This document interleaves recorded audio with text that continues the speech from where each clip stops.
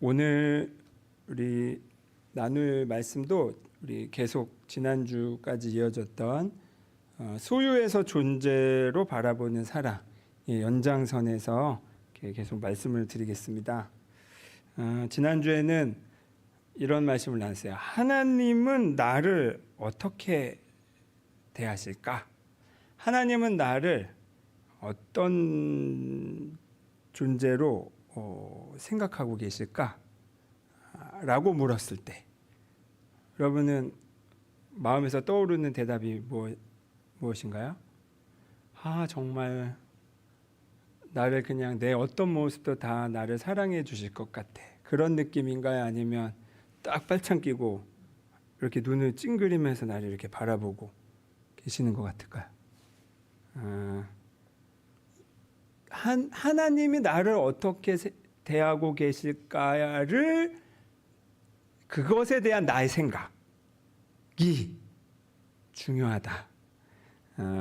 왜냐하면 그런 비유를 들었어요. 아주 어린 아이들은 그 자아 형성이 이제 심리적으로 되어가는 단계에서 자기라는 의식이 없는데 그걸 어디서 배우냐면 양육자가 나를 대하는 그 태도와 그 느낌을 그대로 반영해서 자기를 그런 식으로 인식한다는 거예요. 그러니까 양육자가 나를 학대했으면 나는 그런 존재라고 인식을 하고는 나도 나 자신을 그렇게 대해요. 근데 양육자가 나를 정말 지극히 존중하고 나의 이야기에 귀를 기울여주고 이렇게 나를 사랑해주면 그 아기도 자기 자신을 그런 식으로 대한다는 거예요. 마치 이렇듯이 평소에 내가 나 자신을 대하는 태도가 어떤가를 거꾸로 질문해 보세요. 그러면 내가 나 자신을 좀 못마땅하게 생각하고 늘 나는 이것도 오늘 잘못했고 이것도 잘못했고 이런 식으로 내 자신이 생각을 하는 게 익숙하다라는 거는 다르게 보자면 그 뿌리 깊은 곳에서는 하나님이 나를 그렇게 지적하고 계신다라는 생각이 내가 의식하지 못하는 더 뿌리 깊은 신념이 자리 잡고 있기 때문에 그래요. 그래서 하나님이 나를 어떻게 생각하시는지가 하나님이 나를 어떻게 생각하시는지에 대한 나의 생각이 중요하다. 그럼 실제로 하나님이 나를 어떻게 대하실까? 그거는 중요하지 않아요. 중요하지 않다기보다 그건 이미 답이 정해져 있어요. 예수님이 당신의 십자가의 사랑과 부활을 통해서 죽기까지 사랑한다. 이게 이미 답은 정해져 있어요. 그런데 문제는 뭐냐면 정답이 정해져 있음에도 불구하고 우리가 아니야. 그럴 리 없어. 내가 이런 잘못됐고 이런 잘못됐고 저런 잘못도 했는데 하나님이 그럴 리가 없다라고 저 깊은 곳에서 그 사랑을 의심하고 있어요. 그리고 하나님이 나를 그 죄를 물어서 벌을 주실 거라는 무의식적 두려움이 있어요. 그것이 결국에는 일상에서 내가 나 자신을 대할 때 그렇게 대하게 된다. 너는 문제가 있잖아. 너는 이런 게 부족하잖아. 그냥 가만히 있어. 혹은 야, 너 무슨 낯으로 지금 교회가 이런 식의 내 마음의 목소리 이런 것들이 실은 전혀 신앙적이지도 않고 예수님의 뜻도 아닌데 나도 모르게 강하게 붙잡고 있는 내 그 잘못된 왜곡된 신념이다. 그러니까 하나님도 왜곡하고 나 자신도 왜곡하고 근데 이게 너무 뿌리 깊게 이제 자리 잡고 있는 거예요. 여기서 벗어나야 된다. 그럴 때 그리고 이것의 밑바탕에는 하나님이 나를 어떻게 대하시냐? 우리 계속 지난주까지 말씀 나눴던 하나님이 나를 소유물로 대해서 하나님이 당신 맘대로 좌지우지하는 거가 하나님의 목적이 아니라는 거예요. 그럴 거면 그냥 그렇게 하셨지. 못하러 그 이스라엘 민족들 말도 안 듣는데 계속 하나님이 이제 벌 주시는 것처럼도 나오고 하나님이 달래시는 것처럼도 나오고 하는 게 오히려 하나님이 끌려가는 모양새잖아요. 이스라엘 민족에게. 그렇잖아요. 하나님 뭐가 아쉬워서 그러시냐는 거예요. 그래서 그런 표현들은 그 시대 문화적인 그 시대 사람들이 그 시대에 이해할 수 있는 언어로 하나님을 묘사하다 보니까 그런 식의 표현이 된 거고, 또 그 당시 그 각박했던 그 중동의 문화에서는 그런 식으로 좀 자리 잡을 필요가 있었던 게 있었던 거죠. 법으로. 그런데 이제 그걸 예수님이 다시 요즘의 언어에 맞게 다시 하나님을 소개해 주신 거예요. 그것은 하나님은 사랑이시다 이거예요. 그리고 하나님은 우리를 소유물로 대하시는 게 아니라 존재로 대하신다. 존재. 너가 있는 것만으로도 나는 좋아. 이런 거예요. 그래서 이제 하나님은 우리와 함께 걷기를 원하신다. 이게 구약이든 신약이든 또 동일한 하나님의 핵심 이미지입니다. 하나님은 우리와 동행하기를 원하신다. 그래서 나는 너의 하나님이 되고 너희는 나의 백성이 되리라. 이런 표현이 자주 나온다는 거. 그리고 제자 도마가 나의 하나님, 나의 주님이라고 이렇게 표현한 것도 하나님도 나를 존재로 보시고 비로소 나도 하나님을 그렇게 볼 수 있는 거. 그런 진실한 관계 속에서 나오는 고백이다. 이런 말씀을 드렸어요. 자, 오늘은 요 연장선에서 또 같은 얘기를 조금 다른 관점에서 또 강조점을 두고 말씀을 드릴게요. 요즘 교회로 매주 전화를 하는 분이 계세요. 우리 교회에 전화 올 일이 없는데 근데 딱 늘 전화를 이제 하시면 제가 받으면 세상 불쌍하고 느린 말투로 말씀을 하세요.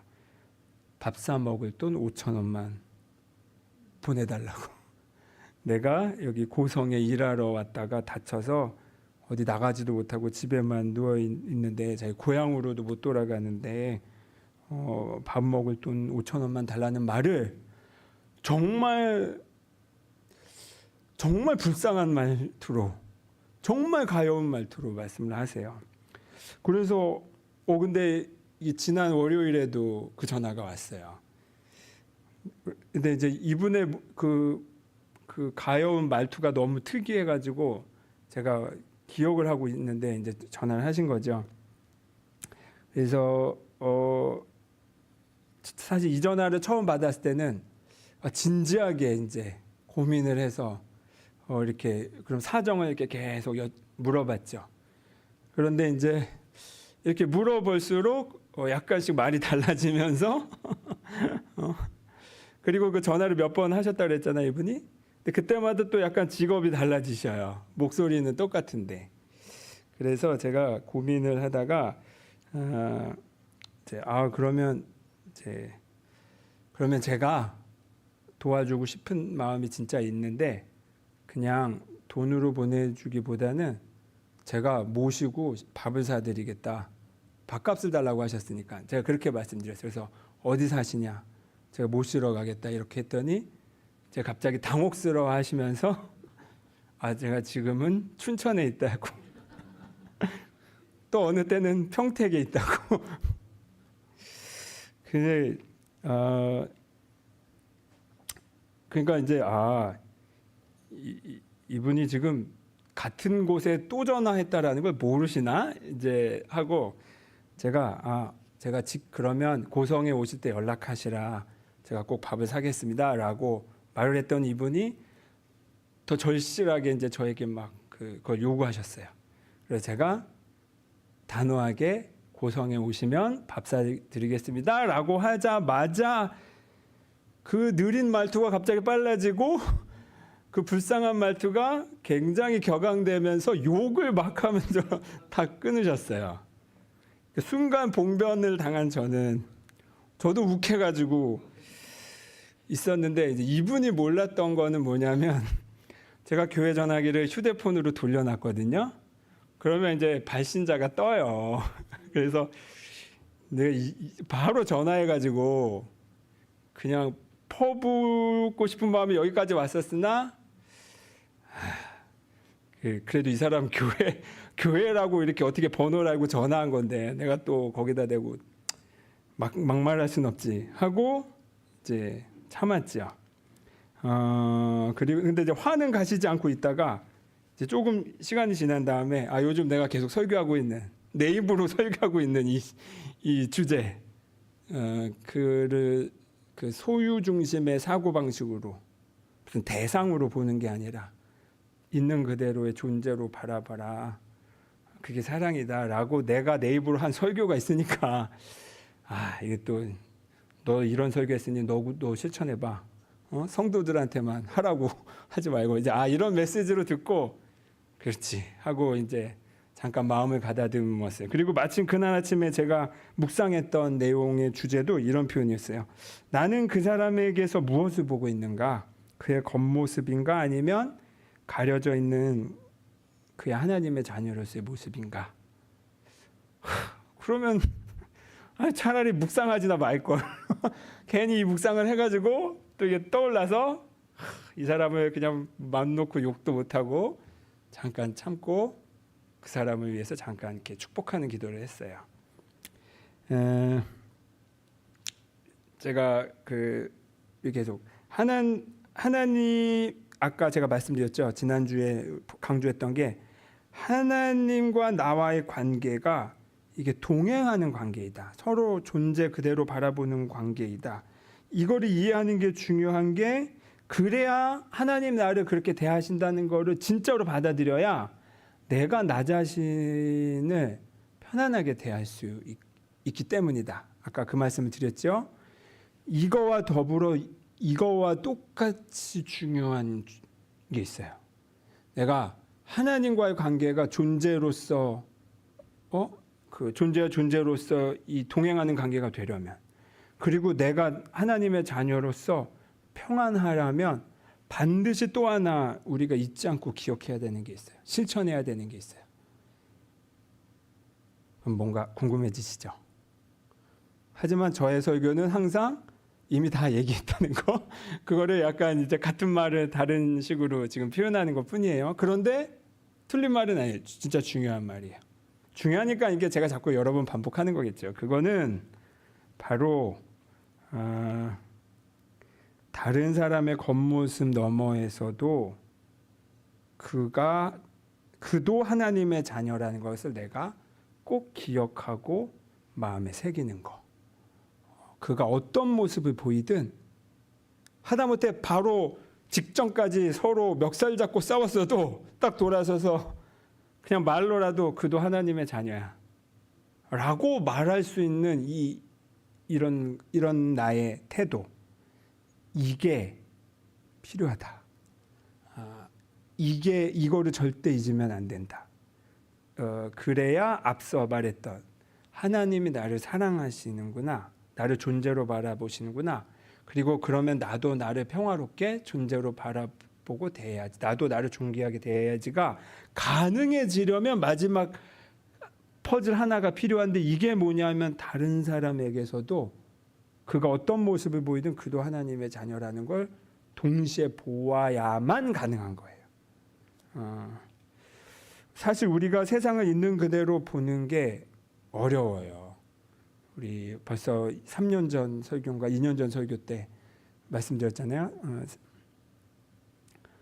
그 사형수 김용재, 그 묻지마 살인을 했던 그 프라이드 자동차로 여의도 광장을 질주해서 그냥 닥치는 대로 사람을 치워 죽인 그 사람의 겉모습, 그의 행실만 보면 그는 묻지마 살인을 저지른 살인마고 거기 윤신재라는 어린아이를 죽인 범죄자이죠.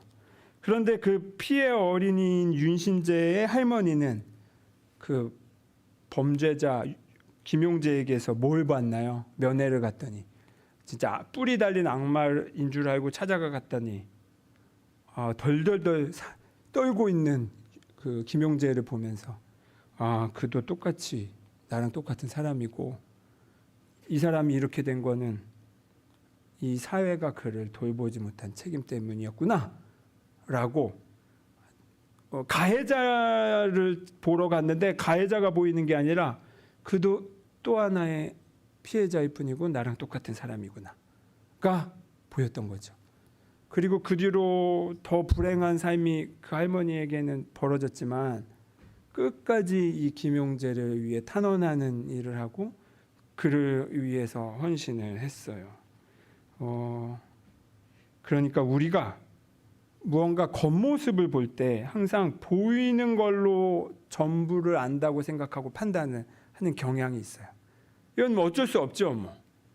그런데 그리고 그냥 우리가 뭐 더 알지 못하는데 당연히 경험한 거 겉으로 본 걸로만 판단할 수밖에 없는 게 당연해요. 그런데 다만 그리스도인으로서 우리가 겸손하게 이 세상을 대한다는 건 한편으로 이렇게 표현할 수 있어요. 나는 저 사람에 대해서 이 상황에 대해서 아는 게 이거야. 알 수 있는 게 이거야. 그런데 내가 모를 수 있는 부분도 있어. 내가 아는 부분 너머에 다른 영역이 있을 수 있어를 항상 마음에 인지하고 있는 거. 그래서 내가 아는 만큼 주장하고 내가 아는 만큼 뭔가 표현해야 되지만 하지만 그거 너머의 부분이 있을 수도 있다는 것을 항상 겸손히 기억하는 거. 그게 중요합니다.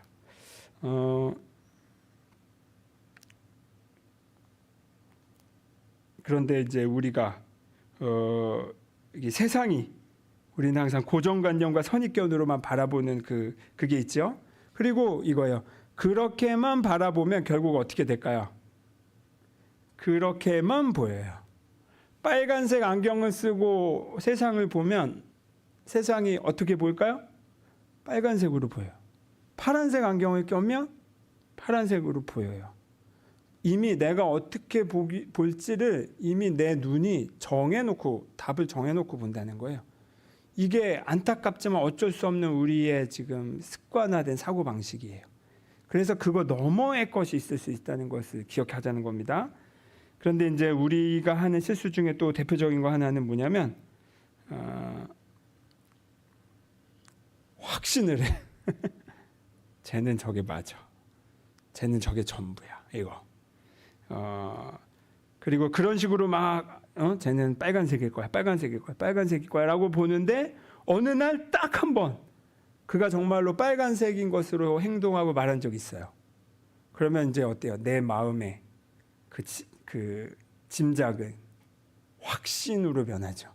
그리고 그 다음부터 더 강하게 쟤는 빨간색이야 라고 하는 거예요. 그런데 이렇게 보다 보면 그가 가끔 파란색을 보이는 언행을 할 때는 어떻게 하냐면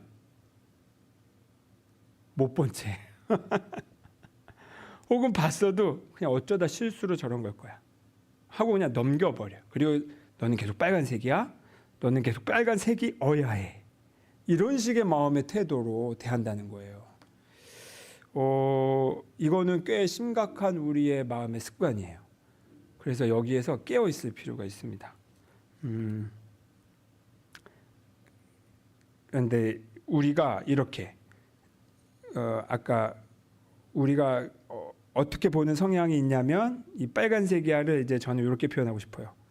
죄, 잘못. 너는 이런 잘못을 하는 사람이야. 너는 이런 죄를 지은 사람이야. 라는 식으로 보는 습관이 있다. 그리고 이 죄의 안경으로 세상을 바라보고 그러면 이게 세상만 그렇게 보이나요? 아니죠. 나도 그렇게 보이는 오류가 있어요. 그래서 결국에 비극은 뭐냐면 우리는 모든 것에서 죄와 잘못만 찾아내고 그것만 보인다는 게 우리 삶의 비극이에요. 그런 삶이 행복할 수 있겠습니까? 아니죠. 근데 이렇게 된 이유는 사실은 우리가 상처받은 경험 때문에 그래요. 상처받은 경험이라는 거는 결국에 우리 안에 두려움이 생겼을 때 그래요. 이거를 오늘 읽은 성경 요한일서 4장 18절이 잘 말해줘요. 제가 새번역 성경으로 읽어드릴게요. 사랑에는 두려움이 없습니다. 완전한 사랑은 두려움을 내쫓습니다. 두려움은 징벌과 관련이 있습니다. 두려워하는 사람은 아직 사랑을 완성하지 못한 사람입니다. 이렇게. 그러니까 두려움이 너무 가득 차서 그 안에 사랑이 들어갈 자리가 없는 거예요. 사랑의 반대말은 제가 자주 말씀드리지만 미움이 아니라고 했어요. 두려움이에요. 미움이나 분노는 사실 겉으로 드러난 증상일 뿐 그 뿌리에는 두려움이 있기 때문에 누군가를 미워하고 두려움이 있기 때문에 화를 내는 거예요. 상처받았다는 것은 사랑받지 못했다는 뜻이고 이 사랑받지 못한 일 자체가 내 안에 두려움을 일으키는 겁니다. 내가 존중받지 못하는 두려움. 내가 방어해야 하다 보니까 그렇게 해서 공격하게 되고 이것이 미움과 분노로 드러나는 거죠. 그래서 결국 두려움과 분노는 동일한 뿌리에 있습니다. 그러면 아니 어떻게 우리가 사랑을 할 수가 있죠? 그 대답 또한 19절이 하고 있어요. 우리가 사랑하는 것은 하나님이 우리를 먼저 사랑하셨기 때문입니다. 그러니까 우리는 아니 세상이 이렇게 두려운데 세상이 나를 이렇게 공격하는데 어떻게 사랑할 수가 있어? 라고 생각하잖아요. 왜냐하면 이 세상의 논리는 뭐냐면 내가 너도 나를 먼저 사랑해줘. 그럼 나도 사랑을 줄게 이거예요. 네가 먼저 나에게 줘. 그러면 나도 안전하다고 느낄 때 사랑을 줄게. 항상 우리는 네가 먼저 해. 이게 이 세상의 순서예요. 그런데 여기서 예수님이 하신 말씀이 이거예요. 사랑은 이미 먼저 일어났어 이거예요. 하나님이 우리를 먼저 사랑하셨어. 그 사랑이 이미 흐르고 있어. 그 사랑이 한 방향으로 내리사랑으로 이미 왔어. 그리고 그 사랑을 네가 잠깐 잊은 것뿐이야. 너는 이미 사랑을 받았어. 이겁니다. 너 안엔 사랑이 이미 있다는 거예요. 그래서 그거를 너도 줘.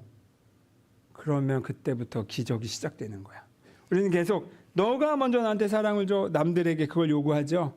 그 다음에 내가 사랑을 줄 거야. 그러면 아무 일도 일어나지 않을 뿐더러 사랑이 없는 자리는 공백이 아니라 그 자리는 불안과 두려움이 차지해요. 그렇기 때문에 반드시 사랑 없는 자리라는 거는 어때요, 여러분? 일상에서 살아갈 때 저 사람들이 나를 사랑하는 게 아니야 라는 거는 결국 무슨 메시지냐면 언제든 저 사람이 나를 공격할지도 몰라 라는 식의 자기 암시가 돼요. 그리고 항상 세상을 살아갈 때 경계심으로 대하게 돼요. 하루하루를 경계심으로 살아간다는 게 이게 어떻게 편안하고 평화로운 삶일 수 있겠습니까? 신경쇠약에 걸릴 수밖에 없죠. 이게 실은 정도의 차이만 있을 뿐 대부분의 사람들이 겪는 거예요. 저 같은 경우는 그게 이제 어린 시절부터 한 20대 초반까지 극심하게 그냥 세상은 정말 무슨 정글처럼 느껴졌어요. 집 밖으로 나가면 언제든 누가 나를 공격할지도 몰라라는 이 약간 거의 망상에 가까운 불안에 저는 살아갔거든요. 그러니까 사람을 대하는 게 무섭고 누굴 만나고 싶어 하지 않고 그냥 집 안에만 있고 싶어 하는 게 결국에는 그 두려움이 극대화될 때 그렇다는 거예요. 그런데 하나님은 말씀하세요. 아니야. 하나님이 먼저 너를 이미 사랑하고 계셔.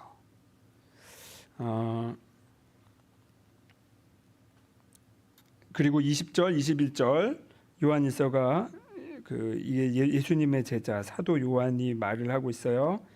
누가 하나님을 사랑한다고 하면서 자기 형제 자매를 미워하면 그는 거짓말쟁이입니다. 보이는 자기 형제 자매를 사랑하지 않는 사람이 보이지 않는 하나님을 사랑할 수는 없습니다. 이거요. 보이는 자기 옆에 사람들도 사랑하지 않는 주제에 보이지 않는 하나님은 어떻게 사랑하겠냐 이런 말이에요.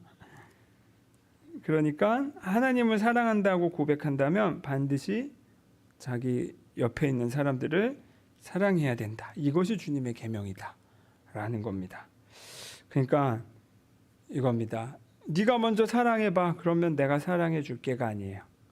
이미 내가 받을 사랑은 하나님으로부터 받았다. 세상으로부터 받는 게 아니라 하나님으로부터 받았다. 그러니까 어디 더 비빌 필요가 없는 거예요. 이렇게 큰 신이 나를 사랑한다는데 더 이상 누군가의 사랑이 필요 없는 거예요. 그렇기 때문에 그 사랑으로 네가 너의 형제 자매를 먼저 사랑해라. 너의 곁에 있는 사람을 먼저 사랑해라는 겁니다. 자, 이것을 위해서 이제, 그런데 여러분, 형제 자매가 나에게 좋은 말만 하나요? 그렇지 않죠. 내 이웃이 나에게 좋은 말만 하나요? 그렇지 않죠. 갈등도 일어나고 심지어 내가 공격당하는 일도 있어요. 그럴 때 어떻게 할 수 있을까? 이거를 이제 여러분 두 가지 면으로 분리해서 생각하는 습관을 이제 들이세요. 겉으로는 그가 만약에 나에게 정말 극악한 해악을 입혔다. 그거를 무조건 당하라는 뜻이 아니에요. 형제 자매를 사랑하라는 건. 그가 그렇게 한 행동에 대해서 외적으로는 나도 나의 존엄이 피해를 입으면 안 돼요. 그럴 때. 그래서 내 존엄을 지킬 수 있는, 그를 공격하지는 않지만 내 존엄을 지키는 정도의 행동을 명확하게 하셔야 돼요. 그게 겉으로 드러나는 거예요. 겉으로 드러나는 행동이에요. 근데 내 내적으로는, 내 마음의 차원에서는 항상 뭘 하셔야 하냐면, 마음의 차원에서는 이미 뭐가 일어나겠어요? 미움이 일어나요. 그런데 그를 향한 분노와 막 적개심과 복수심이 일어난단 말이에요. 그런데 그것대로 내가 지금 공격받았다고 위협을 느끼고 있구나. 내가 지금 두려워하고 있구나. 그것대로 알아주시되, 그런데 마음으로는 이겁니다. 그런데 말로만이라도 이렇게 하는 거예요. 그런데 저 사람의 저런 악한 모습 너머에 그 자신도 모르고 있는 그의 진짜 모습이 있어. 그도 하나님의 자녀야. 나랑 똑같은. 다만 본인이 그걸 몰라서 저렇게 나에게 행동하고 있는 거야. 라고 내 마음에서는 항상 그걸 기억하는 겁니다. 이거를 직접 꺼내가지고 그 사람에게 그 말을 한창 갈등 중에 그 사람의 그 말을 해줄 필요는 없어요. 그건 내 마음에서만 명확하게 그걸 인지만 하고 있으면 돼요. 그리고 그 인지하는 상태에서 하는 표현들이 아까처럼 복수의 말이나 복수하고 싶어하는 말이나 그를 깔아뭉개고 싶어하는 식의 언행으로는 가지 않는다는 거예요. 딱 나의 존엄을 지키는 정도의 표현까지 하는 거죠. 그만둬. 계속 이러면 경찰을 부를 수밖에 없어. 그리고 때로는 법적으로 대응할 필요도 있겠죠. 하지만 그 마음에서는 그를 괴롭히기 위한 게 목적이 아니라 나의 존엄을 해치는 그의 행동을 멈추게 하기 위한 행동인 거예요. 그리고 그 내면에서 계속 흐르는 건 뭐다? 그의 저러한 행동 모습 너머로 그도 나와 같이 하나님의 자녀다. 이거를 왜 기억해야 되냐면, 내가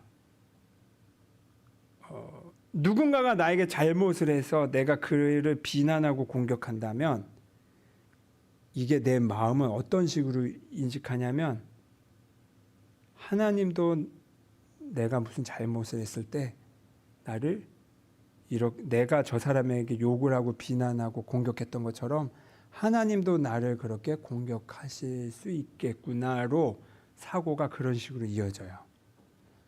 이거는 이미 정해져 있는 내 마음의 그 로직이에요. 그러니까 그 작동 원리예요. 내가 남에게 대한 그대로 하나님도 나를 대하는 거예요.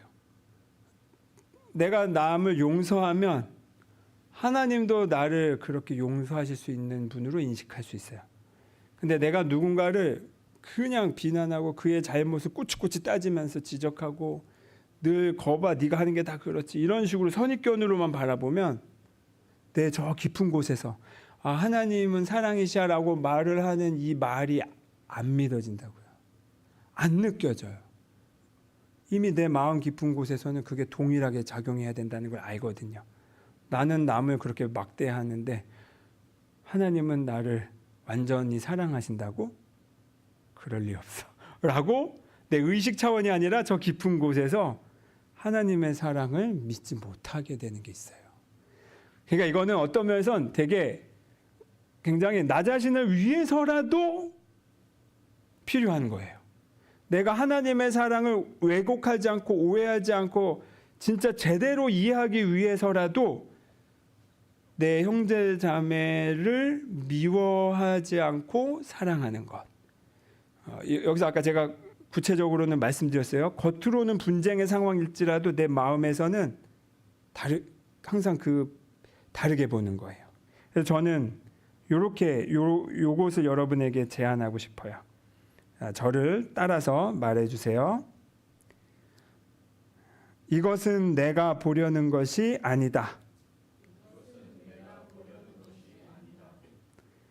저 사람의 저 모습은 진짜가 아니다. 나는 그의 겉모습 너머로 하나님 자녀를 본다.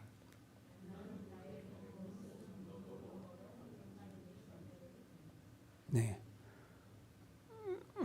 누군가 나를 미워할 때, 공격할 때, 혹은 내가 누군가를 공격할 때, 혹은 TV를 틀었는데 내가 싫어하는 정치인이 나왔을 때, 혹은 그냥 이유 없이 세상이 다 싫을 때, 이렇게 분노와 판단하고 싶어하는, 비난하고 싶어하는 마음이 올라올 때 이거를 여러분 혼잣말로 해보시는 거예요. 이것은 내가 보려는 것이 아니다.